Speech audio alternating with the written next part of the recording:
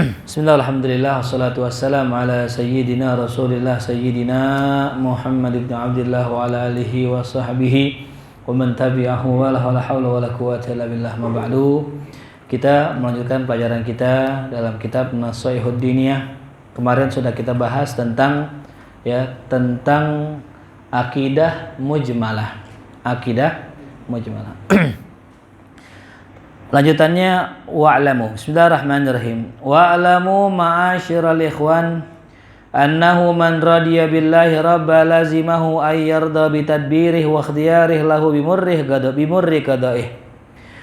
Ketahuilah, kata Habib Abdullah, bahwasanya ciri orang yang redha Allah sebagai Tuhannya, apa cirinya? Satu, lazimahu an yarda bitadbirih, maka ia mesti redha dengan pengaturan Allah, ya, redha dengan pengaturan Allah. Kenapa? Allah yang ngatur nih alam semesta, Allah yang ngatur hidup kita, ngatur semua orang, itu Allah yang ngatur, ya. Makanya kalau Allah yang ngatur, maka ada yang jadi bos, ada yang jadi karyawan, ada yang jadi guru, ada yang jadi murid.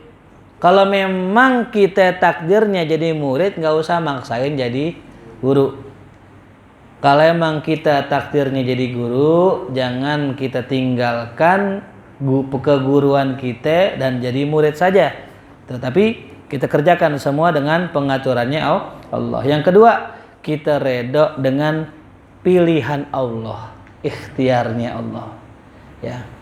Kita coba cari kerjaan yang menurut kita bagus, ternyata Allah pilihkannya lain, nggak sesuai dengan jurusan kita. Eskom kerjanya jualan nasi uduk, cuman nasi uduknya omsetnya 1 bulan 10 juta, bisa 30 juta, ya nggak apa-apa, yang penting kerja, ikhtiarnya Allah.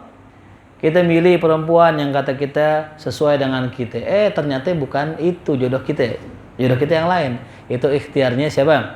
Allah. Jadi semua pilihan Allah kita redha, itu namanya ciri orang redha dengan Allah. Yang ketiga apa? Bimurri qada'ih, dia redha dengan apa?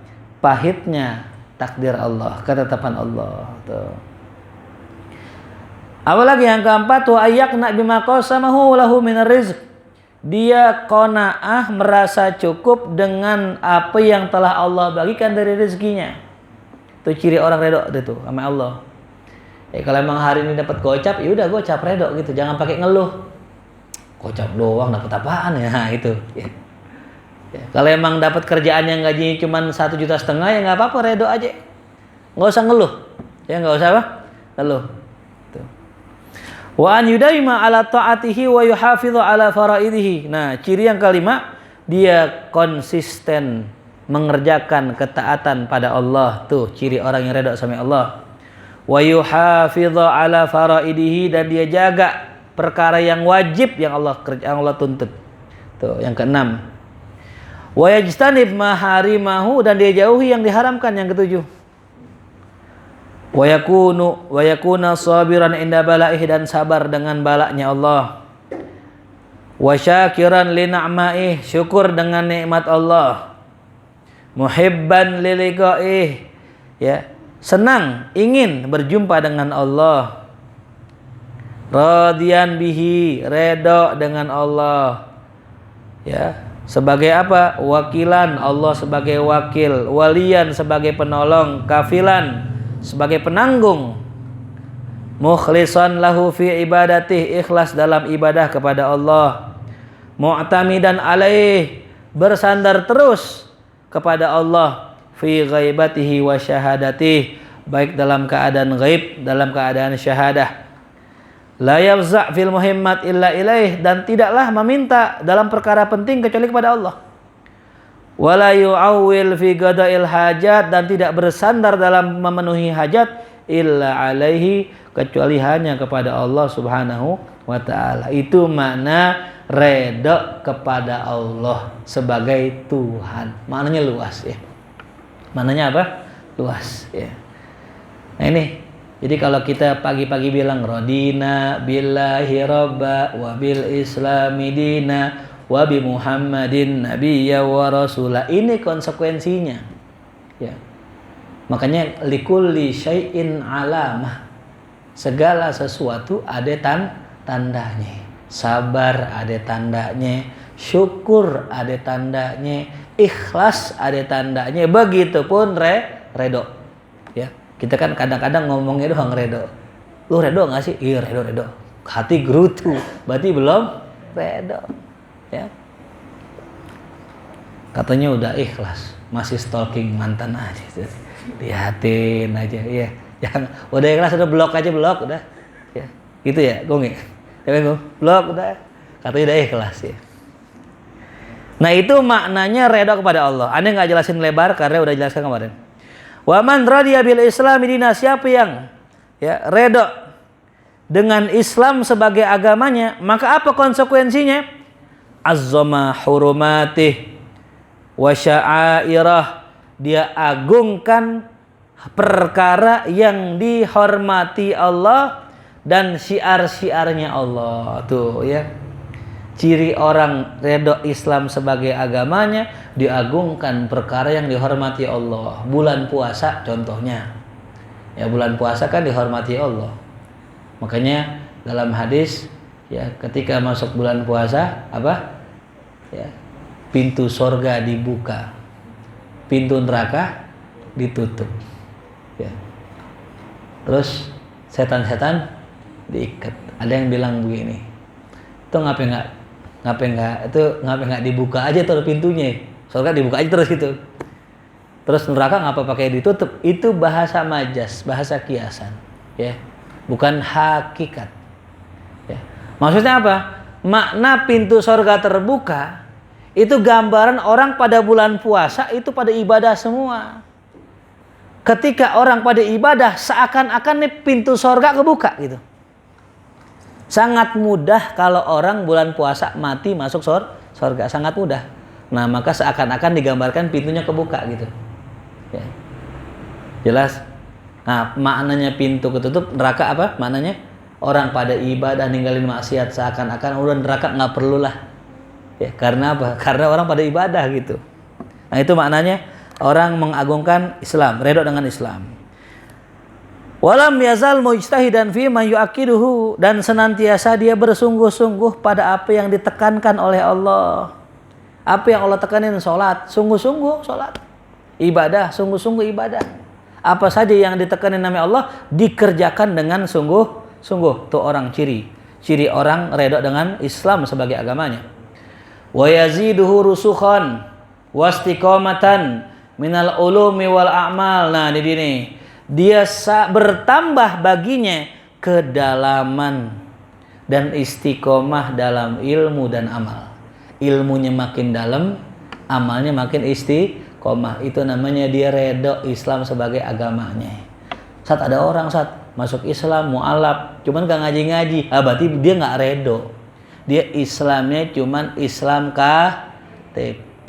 Kalau sekarang udah gak ada Islam EKTP. Udah ganti ya. Jelas paham? Jadi kalau ada ciri orang mu'alaf kan ada yang beneran, ada yang bohongan. Contoh misalnya perempuan nih, dapatlah calon misalnya bule non muslim. Ceritanya udah saling sayang nih ceritanya. Tapi si perempuan nggak boleh kawin sama itu laki kalau lakinya masih non muslim. Akhirnya apa? Si lakinya masuk Islam.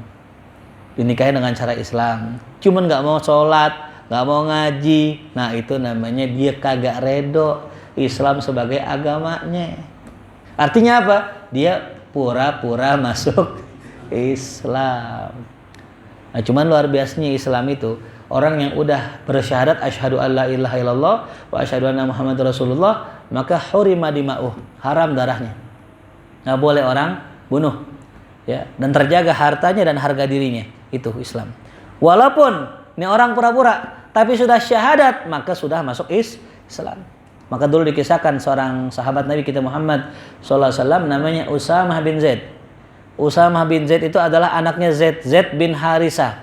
Zaid bin Harisah itu adalah anak angkatnya Rasulullah. Berarti ini cucu angkat. Suatu hari ketika perang, Zaid bin Harisah sedang perang dan mengalahkan musuh. Musuh sudah jatuh. Ketika musuh sudah jatuh, pengen dibunuh, tiba-tiba tuh musuh syahadat. Asyhadu an la ilaha illallah wa asyhadu anna Muhammadar Rasulullah. Usamah tahu ini orang syahadat bukan karena Allah, tapi karena terdesak takut mati. Tetap dihajar sama Usamah. Karena apa logikanya gitu ya? Orang udah terdesak, udah jatuh, pengen mati. Kunci satu-satunya adalah syahadat. Kalau syahadat kan haram darahnya, nggak boleh dibunuh. Harus syahadat, tapi dibunuh sama Usamah. Karena Usamah tahu, ini orang ngucapin syahadat bukan karena siapa? Allah. Sampailah berita itu kepada Rasulullah SAW. Rasul marah kepada Usamah, mukanya merah Rasulullah. Marah, ya Usamah, apakah engkau perlu belek dadanya sampai kau tahu itu dia mengucapkan syahadat benar apa enggak gitu?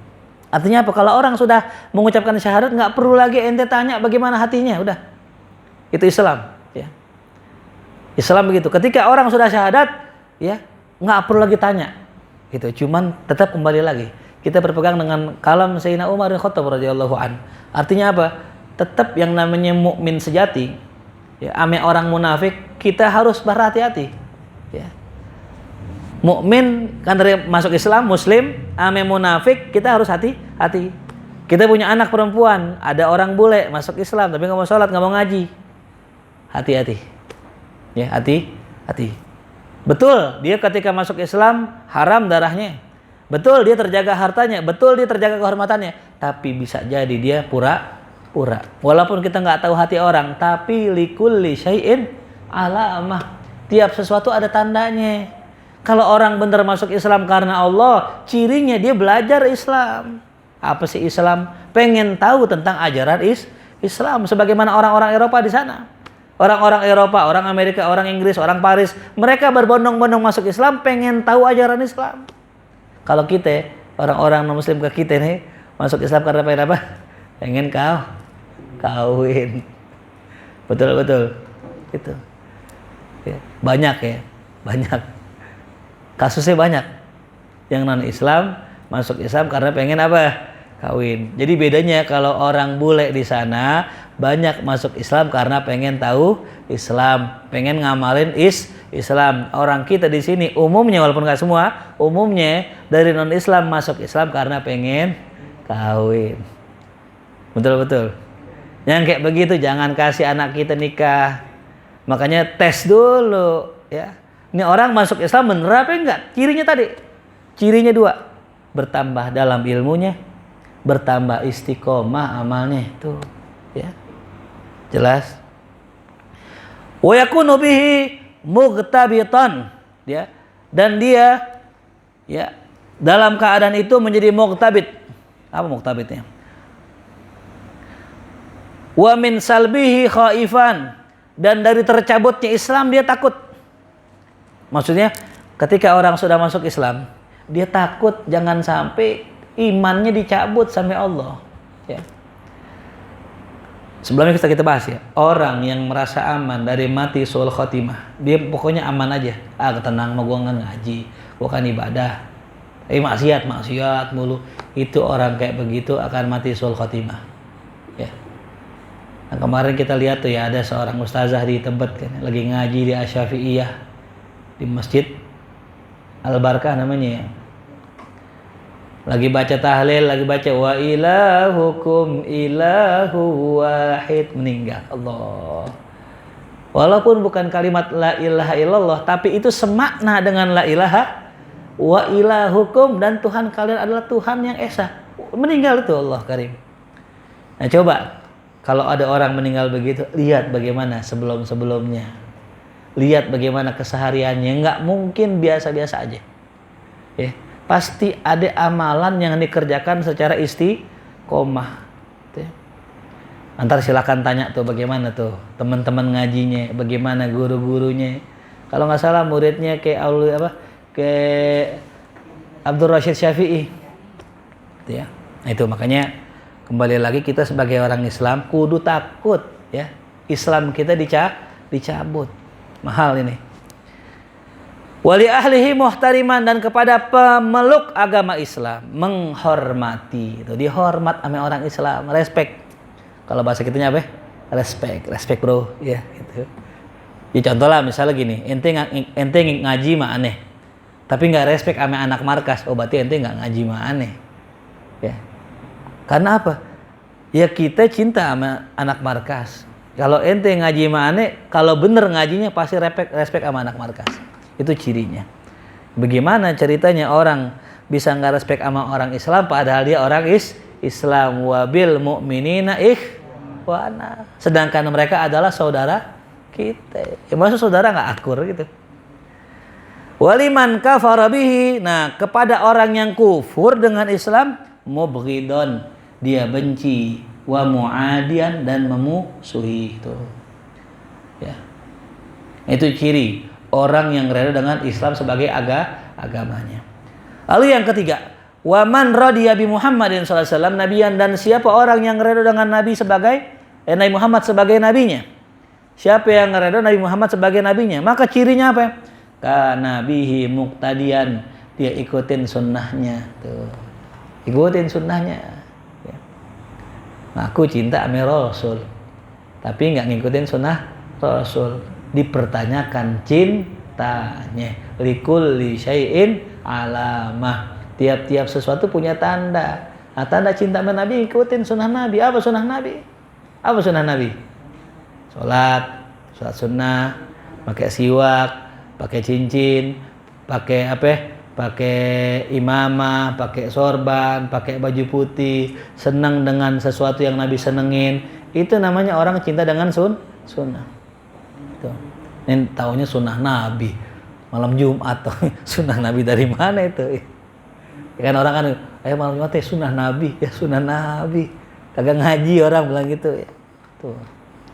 Yang namanya sunnah Nabi ya banyak sunnah Nabi gitu. Ada salah seorang sahabat namanya Abdullah bin Umar. Abdullah bin Umar radhiyallahu anhu suatu hari beliau sedang jalan keluar Madinah. Ketika keluar Madinah, ada satu jalan lurus. Tapi beliau malah belok. Ditanya sama sahabatnya, ente kok belok? Kan lurus ini jalanan. Dulu Nabi kalau lewat sini belok. Sampai jalannya aja diikutin sama beliau. Allah. Suatu hari beliau juga jalan, kemudian berteduh di pohon. Padahal baru jalan. Neduh di pohon. Sahabat tanya, kau ente neduh di pohon? Dulu Nabi kalau kelewat sini, pasti neduh di pohon ini. Itu subhanallah. Sampai neduh di pohon aja. Sampai buang hajat. Buang hajat. Gak mau buang hajat kecuali tempat yang Nabi buang hajat. Ya. Kenapa? Ada hikmahnya. Kalau Nabi buang hajat, itu pasti Nabi tahu ini tempat paling pas, paling cocok, paling adab buat buang hajat.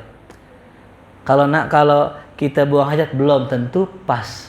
Tapi kalau Nabi udah pasti pas, maka diikutin. Ya. Itu ciri orang cinta sama Nabi. Ada salah seorang ulama ketika pengen makan semangka, pengen makan betih ya. Betih itu ada yang bilang semangka, ada yang bilang melon. Ada yang bilang semangka, ada yang bilang melon. Dibilang, saya pengen makan semangka karena Nabi suka semangka. Tapi saya nggak tahu bagaimana cara Nabi makan semangka, maka saya nggak makan semangka. Cuman gara-gara kagak tahu cara makannya tuh ya. Jadi semuanya diikutin Rasul sallallahu alaihi wasallam ya. Wa bihadihi muhtadiyan, dan dengan petunjuknya dia memakai. Wa li syar'ihi muttabi'an, akan syariat Nabi diikutin. Wa bi sunnatihi mutamasikan, ame sunnahnya Nabi dipegang dengan betul-betul. Walahikahu walihaqqihi mu'azziman, dan pada hak-haknya Nabi dia itu sangat-sangat mengagungkan. Tuh. Apa hak Nabi? Ya banyak. Diikutin, dihormatin, dijaga ya. Ada orang di Paris ya, ketika ada seorang non muslim, orang kafir, dia jelek-jelekin Nabi. Langsung ini ditembak gitu ya. Itu kalau dari segi mungkin ya, dari segi hukum nggak boleh tuh gitu. Ya masa orang cuman ngomong begitu doang ditembak gitu. Harusnya dihakimin dulu. Tapi kalau dalam segi hakikat itu hal yang mungkin dianggap maklum. Dianggap apa? Maklum. Secara hukum salah. Ya, harusnya dihukum, diadili. Cuman nih orang rasa cemburunya tinggi sama Rasul, cintanya tinggi sama Rasul. Nggak boleh ada yang jelekin Nabi, dia langsung bertindak. Ya. Samalah mungkin kita sama istri kita. Mungkin kalau sekiranya ada orang nyakitin bini kita, kadang kita nggak pakai akal kan?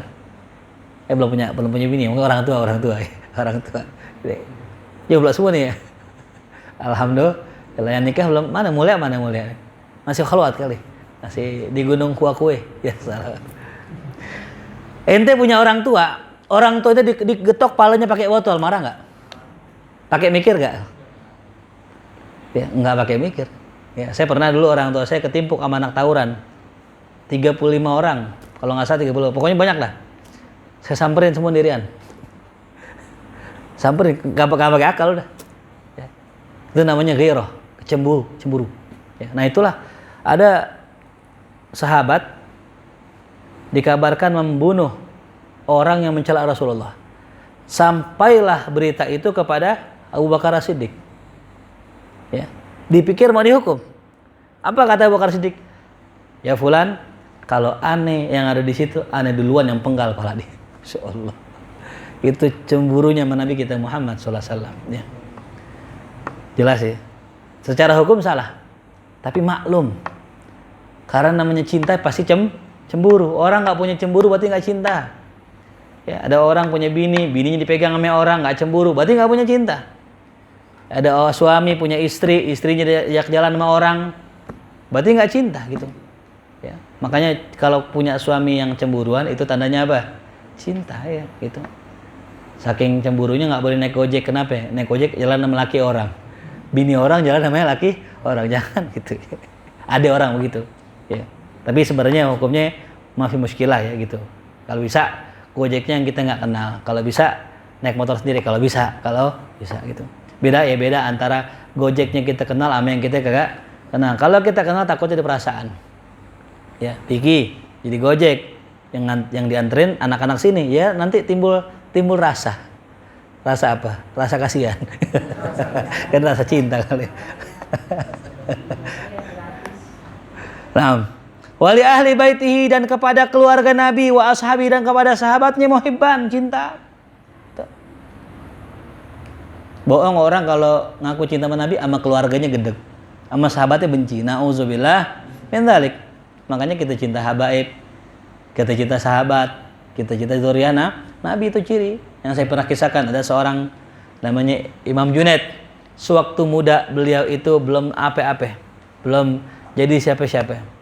Tapi beliau suatu hari beliau bergulat dengan seorang ahlul bait dan beliau rela dikalahkan sama ahlul bait sampai jatuh, sampai dihina sama orang karena telah dikalahkan sama orang yang tua padahal beliau adalah seorang yang ahli gulat. Lantas karena dia ngalah dengan ahlul bait diangkat jadi wali min auliyaillah tuh. Jadi karena apa? Karena tadi cinta sama Nabi. Nah, kita bingung nih ada orang yang ngaku cinta sama Nabi, ngikutin sunnah tapi nggak cinta sama keluarga Nabi. Ya. Itu kelompok pengajian sebelah tuh ya. Kita doain semoga dapat hidayah. Amin. Wa alaihim murtadiyan mutarahiman dan kepada mereka, kepada para zuriyahnya, para sahabatnya mutaradiyan, redo, mutarahiman, berkasih sayang. Tuh. Wa ala ummatihi musyfiqan, kepada umatnya kita sayang. Walahum nasihan, pada mereka kita memberikan nasihat. Tuh ciri ya. Ciri orang redo sama Nabi, dia sayang sama umat Nabi itu. Ya. Sayang sama umat Nabi. Siapa umat Nabi? Kita semua umat Nabi.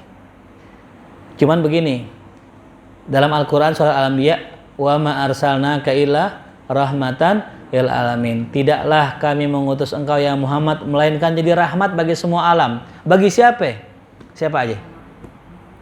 Seluruh alam. Malaikat, jin, manusia, hewan, tumbuh-tumbuhan, bahkan sampai benda mati itu Nabi jadi anugerah buat mereka. Apa contohnya? Nabi kalau sholat itu ngelarang sahabatnya sholat dalam keadaan mulutnya bau bawang. Mulutnya bau bawang. Kenapa? Dalam riwayat ya, para malaikat itu hadir di sholat kita. Dan malaikat terganggu sebagaimana terganggunya manusia. Jadi kalau ente bakar gaharu, itu kan ceritanya kalau kata ulama malaikat hadir.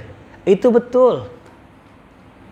Kita bakar gahru nih, malaikat hadir dan mereka mencium aroma gahru sebagaimana kita mencium aroma gahru. Berarti kebalikannya. Kalau kita bakar sampah, Kalau kita bakar rokok, kalau kita bakar sesuatu yang nggak enak, malaikat nyium nggak? Nyium. Bahkan dalam riwayat dikisahkan ketika orang sholat itu malaikat diri di belakang orang yang sholat. Ketika diri dia mendengarkan bacaan Quran orang yang sholat, saking asyiknya, saking merdunya yang baca Quran, malaikat mendekat sampai tuh malaikat berhadapan dengan orang itu. Dan malaikat meletakkan mulutnya di depan mulut orang yang baca Quran. Sampai tidak ada ayat yang dibaca orang itu melainkan masuk ke dalam tenggorokan malaikat. Nah, kalau orang sholat dalam keadaan tidak pakai siwak, sholat dalam keadaan mulutnya bau, malaikat merasa tersakiti. Dan malaikat menjauh pergi dari orang yang sholat mulutnya bau. Bau apa? Bau rokok, bau bawang, bau apa lagi, jengkol, pete. Tuh malaikat kagak mau hadir. Jadi ketika Nabi mengarahkan orang kalau bisa sholat nggak bau bawang, itu bukan hanya buat orang, tapi buat siapa? Malaikat. Jadi rahmat buat malaikat. Subhanallah. Ya. Berkat daripada itu malaikat terima kasih sama Nabi. Berkahnya apa? Ya tadinya sholat ada yang bau, akhirnya apa? Dianjurkan pakai minyak wangi, dianjurkan bersiwak, tuh rahmat buat malaikat. Sampai jin.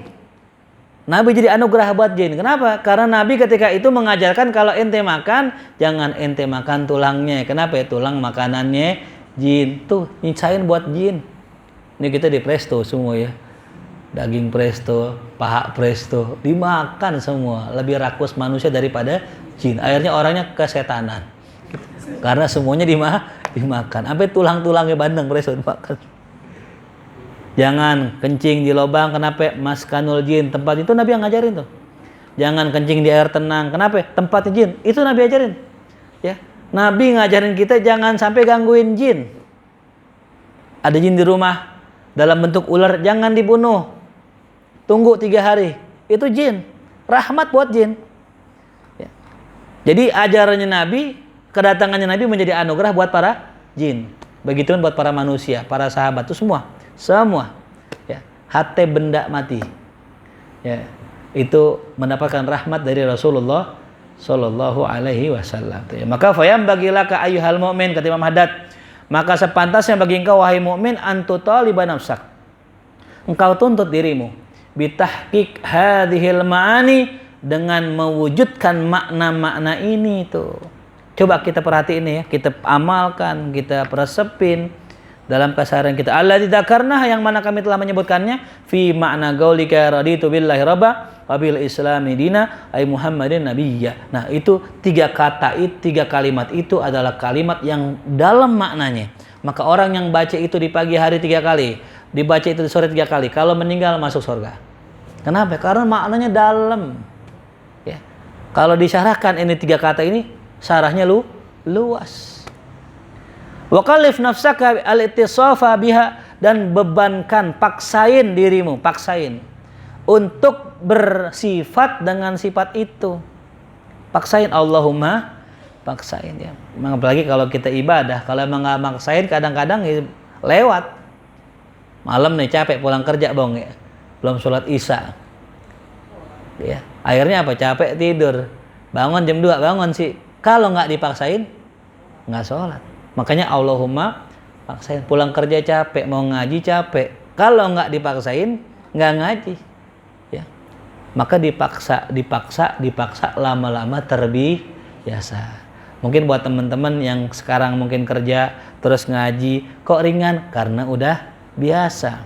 Mungkin ente yang berteman aneh-aneh, yang ngelihat status aneh, mungkin, oh Ustaz malam-malam begadang mulu. Bisa gitu nggak ngantuk, ya udah biasa. Ya. Torekohnya begadang, menyan ikutin ya, jangan ikutin gitu. Begadangnya bukan ini, bukan Mobile Legend, bukan ya.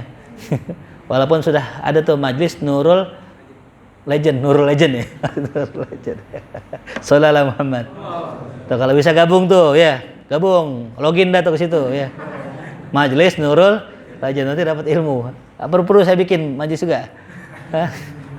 Nurul Free Fire gitu ya. Aji seluruh legend ada aja orang ya. Nah, jadi apa-apa kudu dipaksain. Kalau nggak dipaksain, kagak jalan-jalan gitu. Khususan ibadah. Nah, tapi kalau maksiat, ini memang dari sononya ya, kagak pernah dipaksain jalan. Ya, namanya maksiat. Ya, warpat yuk gitu. Apalagi yang WA cewek lagi. Warpat enak kali. Iya. Ya yuk gas gitu kan. Coba kalau ayo nyusul aneh taklim di sono, lagi kurang enak badan ini. Pulang kerja capek. Nah, ada aja alasan. Ya. Makanya kalau niat pasti ada jalan. Tapi kalau nggak niat pasti ada alasan. Betul. Tuh setuju ya. Bikin tuh ya. Kalau ada niat pasti ada jalan. Kalau nggak niat pasti ada aja alasan. Tuh quotes tuh ya, quotes of the day. Wala takna minha bimujaradil qaul, jangan pernah ngerasa cukup hanya sekedar ngucapin doang. Yang penting udah ngucapin itu billahi robba wa billahi udah enggak. Fa innahu qalilul jadwa, karena ngomong doang itu sangat sedikit manfaatnya. Ya. Ngomong bener ada manfaatnya, cuma kalau nggak ada kerjaannya, nggak ada bukti nyatanya, sedikit manfaatnya. Itu. Ya sama orang kayak janjiin mau nikah, tahun depan lah nikah insya Allah, tapi nggak kerja. Ini kagak nikah. Kenapa? Karena cuma ngomong doang tuh. Ya. Wa in kana la yakhlu an manfaatin. Ya meskipun yang namanya omongan juga pasti ada manfaatnya ya. Walaupun ada cuman kalau bisa jangan diomongin doang. Raditu billahi robba wa bil islami dina wa Muhammadin nabiyya. Segitu kita baca tiap hari cuman enggak ada kerjaannya, masih ada manfaatnya.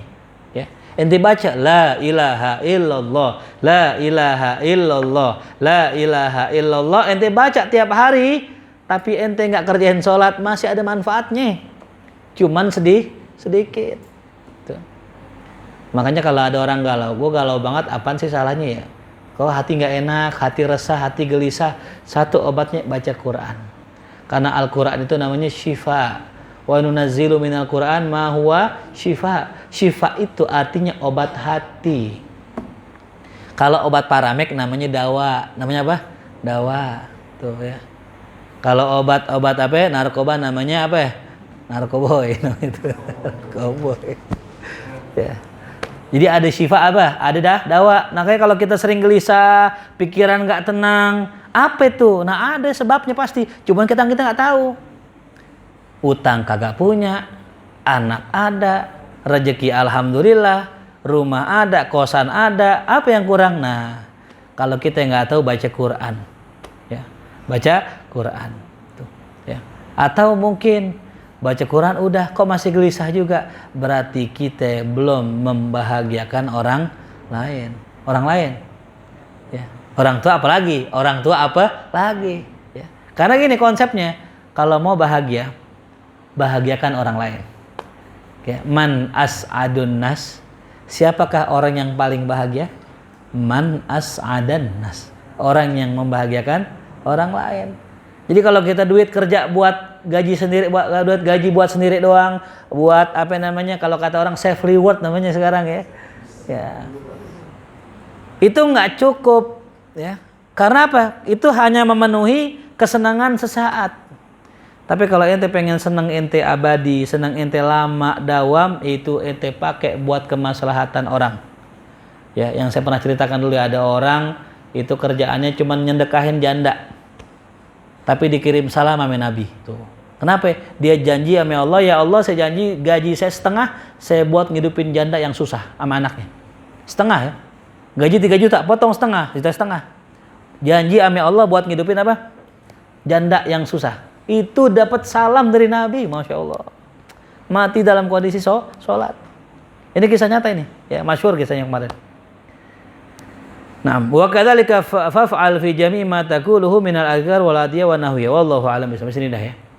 Besok tentang masalah amalan apa yang kita kerjakan ya. Jadi pelajarannya ya, makna raditu billahi robba wa bil islami dina wa Muhammadin nabiyya itu maknanya luas dan juga ada konsekuensinya yang mesti kita jalankan ya.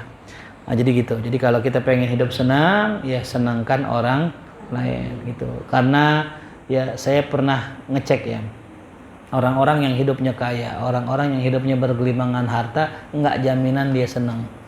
Kapan dia senang? Kalau dia bantu orang lain.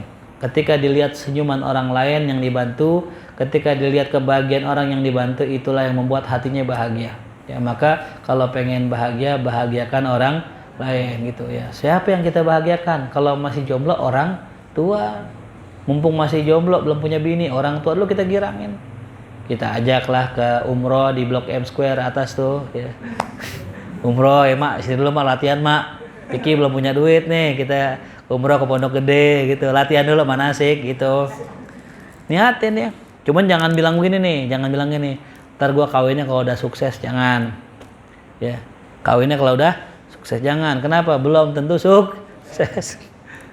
Ya. Ya Allah, saya pengen nikah ya. Pengen nikah dan dengan nikah itu saya bisa girangin orang tua. Karena orang tua nggak muluk-muluk. Orang tua nggak macem-macem. Ente nikah punya bini, punya cucu, punya anak. Nah, itu orang tua girang itu. Ya Kamal punya cucu kan dia gendong-gendong. Wah, Umi girang gitu. Wah, apalagi cucunya lucu, gemas ya kan. Tuh. Pipinya tembem, hidungnya mancung ke dalam kan. Nah, itu tuh girang Umi, nggak usah umroh mal, yang penting Umi punya cucu deh Kamal. Wah, girang. Gitu ya. Jadi ya nggak usah muluk-muluk girangin orang tua, nggak usah umroh ya. Nggak mesti umroh. Girangin orang tua yang kita bisa ya. Pulang dari taklim lihat duren, mak kita demen duren, beliin duren. Tuh sama Ustadz Mukri itu. Ada kan itu ya? Ada. Satunya gocap tuh. Ya. Mak, ya mau makan mie gak? Beliin mie. Apaan aja ya.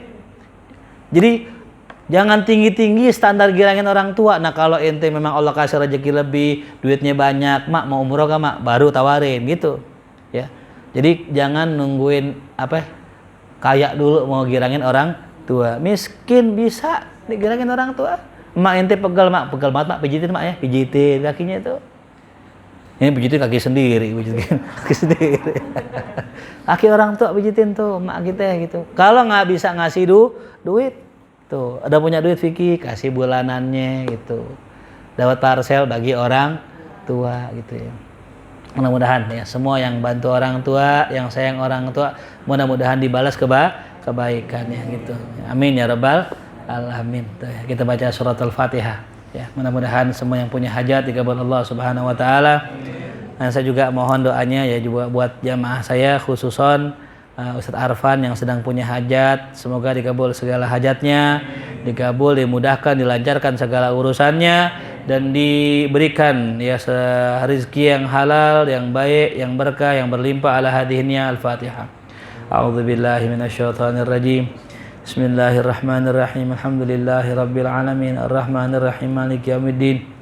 Iyyaka na'budu wa iyyaka nasta'in. Ihdinas siratal mustaqim. Shiratal ladzina an'amta 'alaihim غير المغضوب عليهم ولا الضالين. الله بحق الفاتحة سر الفاتحة كرامة الفاتحة افتح لنا أبواب الخير واختمنا بالخير. ربنا آتنا في الدنيا حسنة وفي الآخرة حسنة وقنا عذاب النار. صلى الله على سيدنا محمد وآله وسلم والحمد لله رب العالمين. يا ربنا اعترفنا بأننا اقترفنا